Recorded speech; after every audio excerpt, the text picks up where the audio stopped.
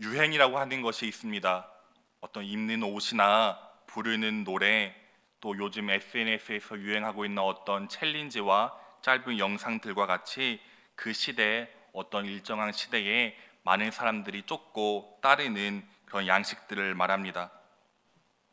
이런 유행들을 보면은 꽤나 신선하고 세련된 느낌을 받습니다. 그래서 저도 요 몇 년간 패션에서 유행하고 있는 일명 이렇게 품이 큰 오버핏 옷들을 몇 벌 가지고 있는데요. 쉬는 날에 이렇게 입고 나가면 아 그래 나도 아직은 젊구나 하는 느낌을 받곤 합니다. 그런데 참 이상한 것은 이러한 것들은 말 그대로 유행을 탄다는 것입니다.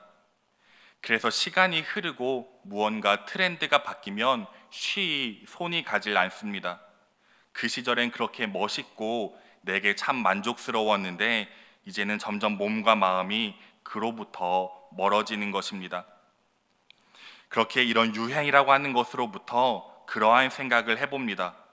혹여나 세월이 지나고 수많은 의미가 바뀌어도 늘 그대로 멋지고 여전히 아름다우며 경탄을 자아내는 것이 과연 있을까 하고요. 여러분들은 혹시 그러한 것이 있다고 생각하시나요? 저도 가만히 생각해 보건대 그 중에 하나가 바로 자연이었습니다. 하나님이 지으신 자연은 매일 새롭습니다. 봄마다 돌아오고 기다려지는 봄의 꽃들, 여름의 무성함과 또한 푸르름, 가을의 단풍과 하늘, 그리고 겨울의 깨끗한 설산의 풍경들, 그것들은 해마다 새롭고 해마다 신비로우며 삶에 지쳐있던 우리에게 잊고 있던 그 아름다움이라고 하는 감각을 흔들어 깨웁니다. 이렇듯 하나님이 만드신 자연과 인간이 만들어낸 유행이라고 하는 것을 비교해 볼 때 또 그런 생각이 듭니다. 이것이 무한하신 창조주 하나님의 솜씨와 인간의 유한함의 차이가 아닐까 하고요. 그런데 또 생각해 보니 이 자연이라고 하는 것도 일명 유행을 탄다고는 할 수 없지만 영원한 그런 아름다움을 담고 있지는 않았습니다. 때론 이 자연에도 재해라는 단어가 붙어 우리에게 두려움과 절망, 그리고 인간의 나약함과 무기력함을 가져다 주기 때문입니다. 그래서 이로부터 우린 또 한 가지 사실을 깨닫습니다. 이 자연이라고 하는 것도 우리의 영원한 경탄과 아름다움의 대상은 아니구나 하는 것을요. 그럼 또 그런 생각을 합니다. 이 아름다움이라고 하는 단어를 붙일 궁극적인 대상은 과연 존재하는 것인가? 과거나 현재 그리고 미래의 그 어디를 넘어서 우리가 영원토록 아름답다고 여길 그 무언가가 과연 있을까 하고요. 그런데 이 말을 듣는 순간 신앙인인 우리는 자연스레 한 대상이 떠오를 수 있습니다. 영원토록 아름다운 것, 누구나 그 아름다움을 경탄하고 칭송하며 그 아름다움을 경험한 사람이라면 그에 대해 노래하게 되는 단 하나가 있다는 것을 말입니다. 그래서 한 시인도 바로 이 아름다움에 대해 이렇게 노래했습니다. 시편 8편 1절입니다. 여호와 우리 주여, 주의 이름이 온 땅에 어찌 그리 아름다운지요. 주의 영광이 하늘을 덮었나이다. 아멘. 영원히 아름답고 우리의 영원한 노래가 되시는 분, 그것은 바로 우리 주 하나님이십니다. 이뿐만이 아니라 수많은 시편은 영원하신 하나님의 그 아름다움을 노래했으며 지금 우리도 찬양 가운데, 기도 가운데, 그리고 이 예배 가운데 아름다우신 하나님을 찬송하고 있습니다. 그런데 여기서 또 그런 질문이 생겨납니다. 도대체 우리는 하나님의 무엇을 보고 아름답다 하는 것인지를요. 우리는 하나님의 형상과 모양을 본 적도 없고 하나님은 자신의 모습을 우리의 인식의 틀 안에 나타내시지도 않으셨습니다. 그런데 왜 우리는 과거로부터 하나님의 아름다움을 노래해 왔고 그것을 경험해 왔으며 그 경험으로 말미암아 하나님의 아름다움을 칭송하는 것일까요? 도대체 우리는 하나님의 무엇을 보았기에 말입니다. 그런데 바로 오늘 본문이 하나님의 형상이신 예수 그리스도를 통해 우리에게 그 아름다움의 실체를 명확하게 들려주고 있습니다. 그리고 오늘 본문은 그 중에서도 그 아름다움이 드러나는 예수님의 호칭 하나를 우리에게 들려줍니다. 어떤 호칭이냐 하면 바로 2절에 나오는 마리아의 아들 목수라는 호칭입니다. 그럼 도대체 여기에 무슨 아름다움이 있는지 한번 살펴보자면, 예수님께서는 먼저 자신이 자랐던 갈릴리 나사렛이라고 하는 동네에 들어가셨습니다. 그리고 회당에서 말씀을 가르치시자 많은 사람들이 그 모습을 보며 놀랐습니다. 그리고 그 모습에 대해 사람들은 이렇게 말합니다.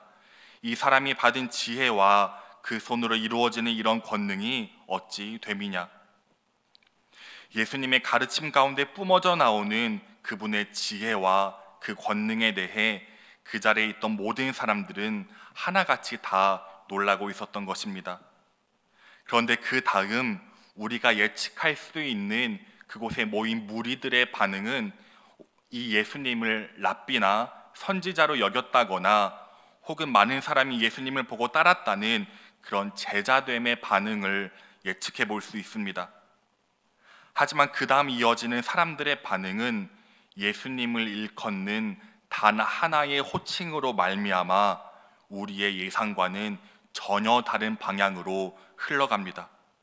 단 하나의 호칭, 바로 마리아의 아들 목수라는 호칭입니다. 세례 요한이나 선지자 또는 그리스도가 아니라 사람들이 놀라워하는 그 현장을 가르며 이는 마리아의 아들 목수가 아니냐 하는 소리가 들려옵니다. 그러더니 갑자기 사람들은 서로의 고개를 끄덕거리며 모두가 예수님을 배척하기 시작하는 것입니다. 마리아의 아들 목수, 도대체 이 호칭에 담긴 의미가 무엇이길래 놀라워했다는 그들의 반응에서 이 단어를 듣자마자 배척했다라고 성경에 기록하며 이 배척이라고 하는 행동으로 나아가게 된 것일까요? 그것을 알기 위해서는 먼저 예수님이 지금 서 계신 곳, 바로 갈릴리 나사렛이라고 하는 동네에 대한 지정학적인 이해가 필요합니다. 우리가 어릴 적 곤충이 아마 세 부분으로 배워 있다고 배우곤 했었죠. 곤충이 어떠한 세 부분으로 혹시 되어 있죠? 네, 머리, 가슴, 배입니다. 이스라엘도 좀 그렇게 구분해 보면은 이해가 쉽습니다. 머리, 즉 제일 위에 위치하고 있는 부분이 바로 갈릴리라고 하는 지역입니다. 그리고 가슴, 바로 갈릴리 밑에 있는 부분이 사마리아라고 하는 지역이고요. 그리고 마지막 배, 즉 사마리아 또 아래에 있는 부분이 유대라고 하는 지역입니다. 그래서 다시 말하자면 이스라엘은 위로부터 갈릴리, 사마리아, 유대 이 세 지역으로 크게 구분됩니다. 예수님은 우리가 알다시피 그 가장 밑에 있는 지역에 유대 지방의 베들레헴이라고 하는 동네에서 태어나셨습니다.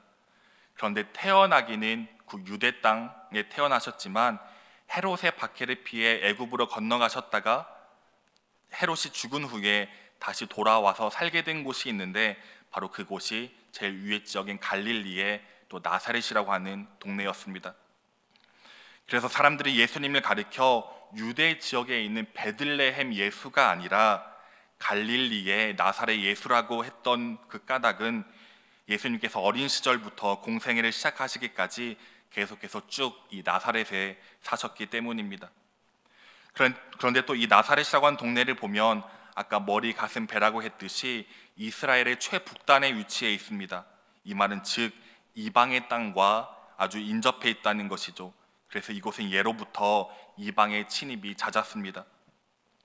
BC 7세기경 북이스라엘 멸망했을 때에도 아수리인들의 유입으로 다인종이 생겨났던 곳이었고, 예수님이 태어나시기 150년 전에도 셀레우코스 제국과 치열한 전쟁을 했던 현장이 바로 이곳 갈릴리 지역이었습니다.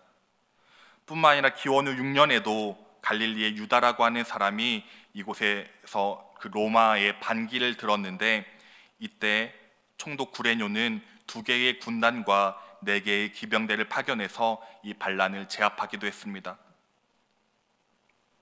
요세푸스의 유대 고대사에 따르면 이때 이 반란에 가담해서 십자가에 달려 처형된 자의 숫자가 2,000명에 달했다고도 기록하고 있습니다. 이 일은 예수님이 약 10살 때 나사렛에서 불과 6km 정도 떨어진 곳에서 일어난 사건이었으며, 십자가 2,000개가 세워지기도 했던 참혹한 사륙의 현장, 이곳이 바로 갈릴리였습니다. 그래서 성경은 이러한 갈릴리를 가리켜 또 이렇게도 부릅니다. 바로 흑암과 사망의 땅, 이방의 갈릴리라고 말입니다. 그런데 그 당시 이 전쟁이라고 하는 것은 단지 사상자가 많이 발생했다고 끝나지 않습니다. 전쟁은 가난을 낳고, 또 가난은 그에 따른 질병을 낳고, 또 이 가난과 질병은 남을 향한 폭력과 갈취로 향하는 끊임없는 그 악순환의 반복입니다. 그래서 사복음서를 보면 먹이시고 치료하시고 가르치시는 예수님의 사역의 90%가 넘는 그런 막대한 비중이 바로 이 갈릴리에 집중되고 있으며, 그렇기에 많은 고아와 과부 그리고 병자와 죄인들이 바로 이곳의 주인공으로 등장하고 있는 것입니다. 그렇게 나사렛 예수라는 예수님의 꼬리표에서 우리는 어떠한 한적한 시골이나 목가적인 분위기를 자아내는 낭만이라고는 전혀 발견할 수 없습니다. 나다나엘이 예수님을 처음 보고 어떻게 나사렛에서 선한 것을 알 수 있냐 했듯이, 이 갈릴리는 선한 것과는 거리가 먼 말 그대로 흑암과 사망의 땅, 이방의 갈릴리일 뿐입니다. 그리고 더 특히 예수님은 바로 그 갈릴리에서도 고향인 지금 이 나사렛 사람들에게 지금 불리고 있는 호칭이 바로 이 마리아의 아들 목수라는 호칭이라는 것입니다. 그 당시 사람들은 종종 누구의 아들로 불렸습니다. 그런데 그 특징이 대부분 아버지의 아들로서 등장합니다. 예수님의 제자 중에서도 요한의 아들 시몬, 알페오의 아들 야고보, 또 성경에 나오는 눈먼 바디메오도 디메오의 아들이라는 뜻을 가지고 있습니다. 다 아버지의 아들입니다. 그런데 사람들은 지금 예수님을 가리켜 아버지의 이름을 딴 요셉의 아들이 아니라 마리아의 아들로 부르고 있다는 것입니다. 그리고 이는 예수님의 정체성과 마리아의 정체성을 분명하게 규정하는 단어입니다. 즉 아버지 없는 아들, 그리고 과부 마리아라고요. 예수님의 아버지 요셉은 성경에 그 죽음이 정확히 나와 있지 않지만 일찍 세상을 떠났습니다. 호학자는 요셉이 목수였기에 약 AD 8에서 10년경 그 갈릴리의 세포리스에서 일어난 대규모의 토목공사에 동원되었다가 세상을 떠났다고 추측하기도 합니다. 하지만 분명한 것은 고향 사람들의 눈에 예수님은 그저 과부의 아들일 뿐입니다. 그럼 과부란 도대체 무엇인가요? 성서학자들에 따르면 예수님 시대의 갈릴리는 예루살렘보다 훨씬 더 옛것에 익숙했고, 아내, 종, 자녀들은 복종이 요구되는 새 집단이었으며, 특히 여성들은 바깥 출입을 금하던 아주 폐쇄적인 그런 사회였다고 말합니다. 그렇게 남성 중심주의와 가부장적 구조가 강했던 당시 사회 속에 남편을 잃은 여자는 극심한 사회적 제약 속에 살아야 했으며, 더욱이 과부는 재앙을 받았다고 생각되는 아주 수치스러운 집단이었습니다. 그것이 마리아의 아들에 담겨 있는 예수님에 대한 사람들의 인식인 것입니다. 그리고 또 뒤이어 사람들은 마리아의 아들 목수라며 목수라는 예수님의 정체성을 규정합니다. 지금 현대 사회에서는 직업이 많이 분화되었고, 목수라고 하는 이름을 들으면 우리도 연상되는 이미지가 있을 것입니다. 그런데 학자들은 말하길 그 당시 목수인 헬라어로 텍토노스는 우리가 아는 그러한 목수의 개념이기보다는 건축 노동자로 봐야 한다고 주장합니다. 나무와 돌을 다루며 여러 부역에 동원되었던 그런 건축 노동자 말입니다. 당시 로마는 로마의 통치를 공고히 하며 주변 국가의 반란 요소를 없애기 위해 했던 것 중에 하나가 바로 대규모 토목공사였습니다. 우리가 모든 길은 로마로 통한다고도 하죠. 대규모 그런 토목공사를 통하여서 길을 만들고 도시를 건축했는데 그때 필요한 인력을 식민지 백성들로 충당했습니다. 그리고 그 인력을 동원하기 위한 수단 중에 하나가 바로 인구조사였고, 요셉과 마리아가 예수님을 낳을 때가 바로 이 가이사 아구스도의 인구조사 때였으며, 아까 말했던 그 십자가 2000개의 사건도 갈릴리의 유다가 이 인구조사에 반기를 들어 일어났던 반란이었습니다. 왜냐하면 인구조사는 단지 숫자를 조사하는 것이 아니라 그것을 통해 전쟁터나 강제 노동으로 차출하기 위해 사람들을 분별하는 그런 조사였기 때문입니다. 그렇게 특히 목수는 그 인구조사를 통해 토목공사의 강제 부역으로 끌려가기 아주 좋았던 험악한 직업이었습니다. 그래서 아까 아버지 요셉도 대규모 토목공사에 동원되었다가 죽었을 수도 있다는 학자들의 추측이 바로 여기에 기인한 것입니다. 그 당시 직업은 아버지의 직업을 주로 대물림하였고, 예수님도 당연히 아버지의 직업이었던 목수를 따라 그 건축 노동자인 목수였습니다. 그러면 이제 모든 실마리가 풀립니다. 고향 나사렛에서 예수님의 능력 있는 모습을 보며 다들 놀라워했던 순간, 마리아의 아들 목수라는 외침이 들리자마자 급격히 공기가 바뀌며 사람들이 예수님을 배척했던 이유, 그것을 다른 말로 바꾸어 보면 바로 이렇습니다. 이는 과부의 아들 노동자가 아니냐. 남쪽의 유대 사람들은 예수님을 가리켜 흑암과 사망의 땅, 바로 그 갈릴리의 나사렛 예수라고 불렀지만, 예수님의 고향 나사렛에서는 한 단계 더 나아가 더욱 분명한 그 정체성인 과부의 아들 노동자로 부르고 있다는 것입니다. 그렇다면 이제 어떤가요? 사람들이 예수님을 부르던 이 호칭에 담겨 있는 예수님의 정체성이 이제 여러분들에게 어떻게 보이시나요? 분명 이상하게 느껴질 수도 있습니다. 왜냐하면 분명 서두에 제가 아름다움을 드러내는 호칭이라 했는데 이게 도대체 뭐가 아름다운가 하고요. 그런데 실로 그것이 맞습니다. 이 호칭에는 그 어디를 봐도 선한 것이란, 그 어디를 봐도 아름다운 것이란 전혀 없습니다. 부정함과 초라함으로 뒤덮여진 예수님에 대한 정확한 진단일 뿐입니다. 그런데 이뿐만이 아니라 예수님의 삶을 보면 그분은 늘 이러한 부정함과 죽음의 누더기를 걸치고 있었습니다. 오늘 본문 바로 전인 5장에서도 그러했습니다. 예수님은 거라사인의 지역에 가시는데 그곳에서 밤낮 소리 지르며 자해하던 무덤에 사는 귀신 들린 자를 만나게 됩니다. 그리고 그 귀신이 이르길 내 이름은 군대니 수가 심히 많다 말합니다. 그런데 그곳 거라사는 로마 군단이 주둔해 있던 로마의 10대 도시 중에 하나였고, 귀신이 말한 자신의 이름인 군대도 헬라어 레기온으로 로마의 여단을 뜻합니다. 이는 공중권세에 잡은 자가 사람들을 사로잡고 있는 전쟁과 공포 그리고 죽음의 현실들을 우리에게 보여주는 것입니다. 뿐만 아니라 뒤이어 회당장 야이로가 자기 딸을 살려달라 하는 길에 12해를 혈루증을 앓는 여인이 등장합니다. 그 당시 피의 유출은 부정한 것으로 여겨졌으며 예수님의 옷자락이라도 잡고자 했던 이 여인의 간절함을 통해 12해 동안 진정 하루하루를 견뎌내야 했던 그 죽음과 같은 삶의 현실을 우리에게 또 보여주고 있습니다. 그리고 이제 야이로의 집에 도착하자 아이는 죽어 있었고, 누가복음에 의하면 모든 사람들이 울며 통곡했다고 말합니다. 이는 모든 사람들이 울며 통곡할 정도로 야이로가 사람들에게 존경받았던 사람임을 보여주며, 정말 아무 이유로도 설명할 수 없는 이 아이의 죽음이 그 무리에게 얼마나 비통했던 현실이었는지를 또한 우리에게 보여줍니다. 그리고 이제 예수님이 자기 고향으로 오니 존경받기는커녕 마리아의 아들 목수라며 사람들이 배척하는 모습인 것입니다.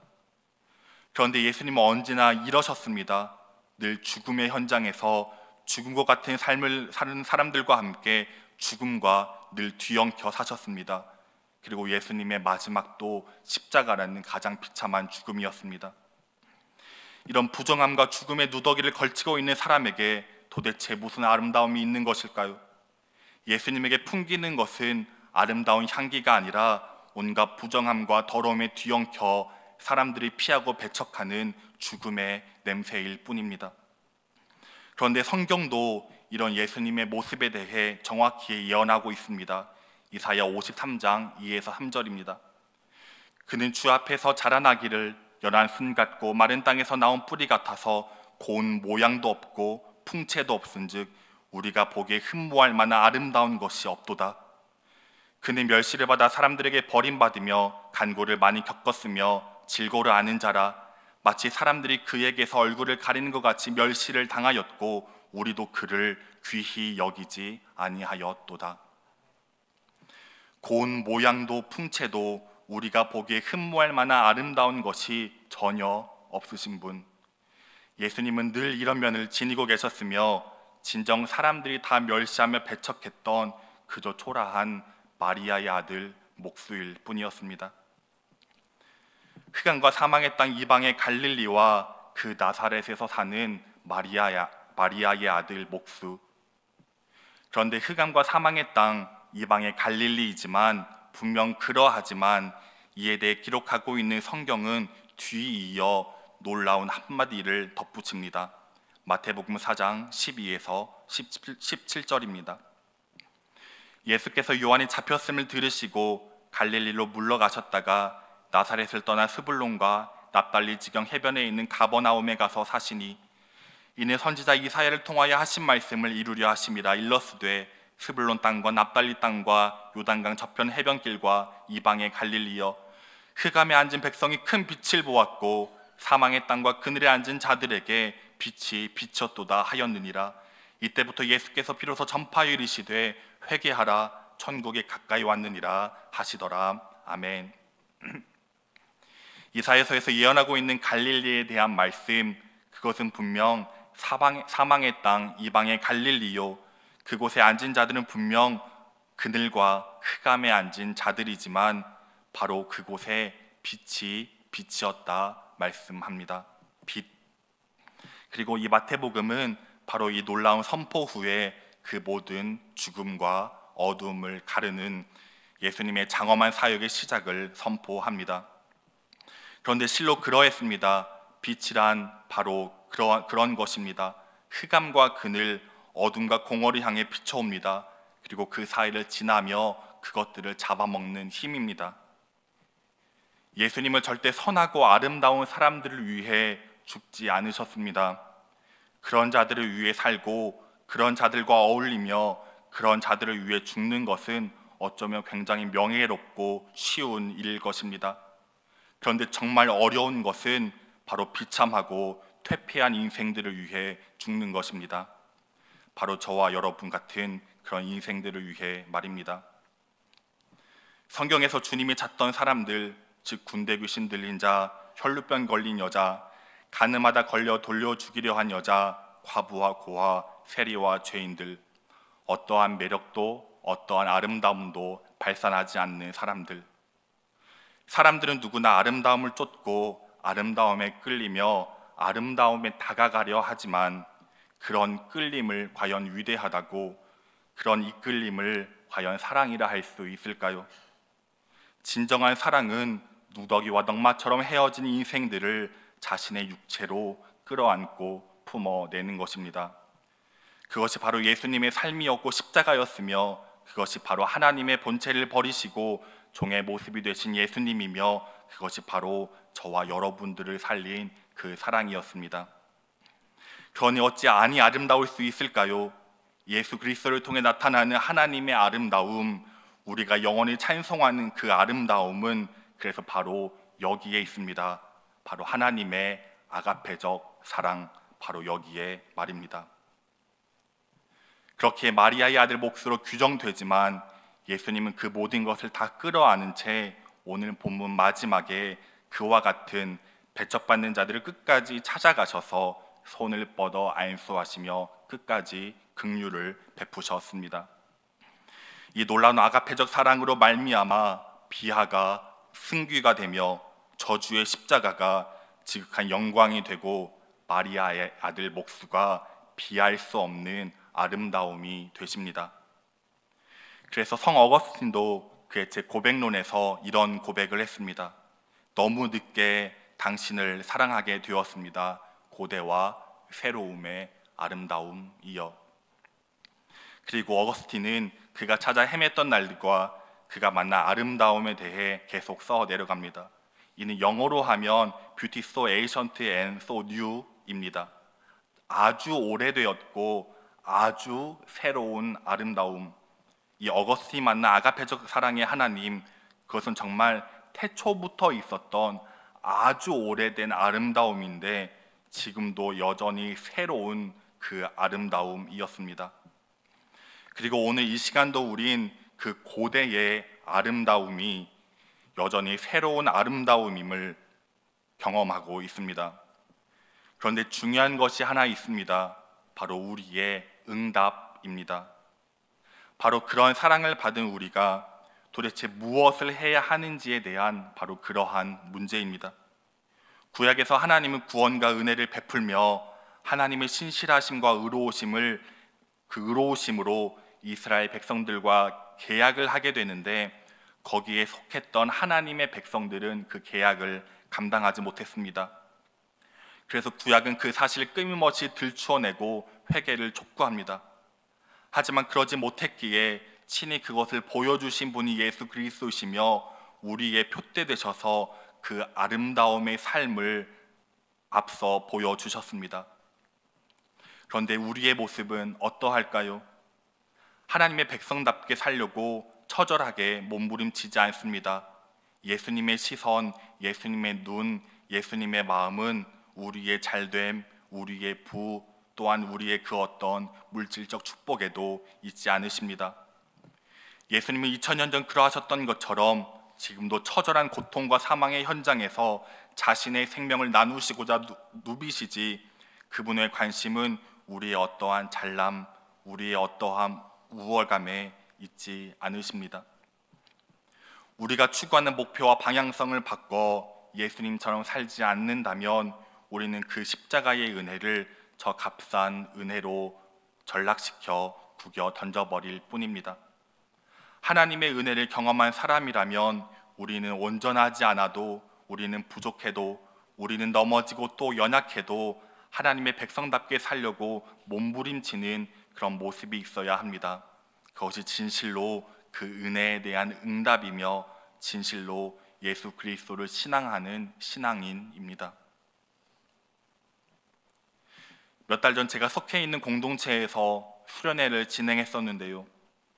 10세 미만의 아이들이 저희 공동체에는 많다 보니 부모님들이 수련회에 온전히 집중하기 위해서는 아이들을 돌봐주고 함께 놀아줄 수 있는 그런 사람들이 필요하게 되었고, 그래서 여전도의 연합회에 부탁을 드리게 되었습니다. 그날은 6월 6일 법정 공휴일과 또 이어진 토요일이었기에 가족과 시간을 보내야 한다거나 오랜만에 쉬셔야 할 수도 있는 그런 좋은 휴일이라 부탁드리기 선뜻 어려웠지만 아무렇지도 않게 흔쾌히 도와주시겠다고 말씀해 주셨습니다. 그리고 수련회를 진행하며 아이들과 함께 몸으로 놀아주시느라 땀도 많이 나셨고 열심히 섬겨주시는 모습에 한편 죄송하기도 한편 감사하기도 해서 이렇게 먼 곳까지 와주시고 너무 감사하다 말씀드렸더니 그중 한 권사님이 이렇게 말씀하시는 것입니다. 에이 목사님, 우린 부탁받으면 어디든 언제든지 가요 라고요. 전 분명 땀 흘리시며 수고해 주시는 모습에 작은 감동과 또 감사의 마음으로 건넨 것이었는데 그렇게 해주시는 말씀에 오히려 제가 뭉클하고 또 위로받는 느낌이었습니다. 그런데 어제 마침 또 그중 한 분과 동행할 일이 있었는데 다른 분들과 그런 말씀을 나누시더라고요. 우린 젊었을 때에 어르신들의 사랑을 참 많이 받았어 라고요. 그 말씀을 들으니 작은 퍼즐이 맞춰지는 듯 했습니다. 예수님으로부터 흘러와 또 이어지고 이어지는 어느 누군가의 그 아가페적 사랑을 경험했던 사람, 그 사람들은 다시금 그러한 아가페적 사랑으로 누군가에게 나아가고 자신을 내어주며 세상을 아름답게 만들고 있었습니다. 예수 그리스도의 사랑은 정말 위대한 복음입니다. 사람들이 전혀 손가락질할 수 없는 진정 아름다운 복음입니다. 그렇게 우리 그 사랑에 응답하며 아름다움을 잃어버린 이 땅에서 진실로 우리 주 예수 그리스도와 같이 세상에 자신을 내어주는 그 아가페적 사랑으로 다시 이 흑암과 어둠의 땅을 빛으로 가르기 시작하는 우리 복된 교회 성도님들 되시길 간절히 소망합니다. 기도하겠습니다.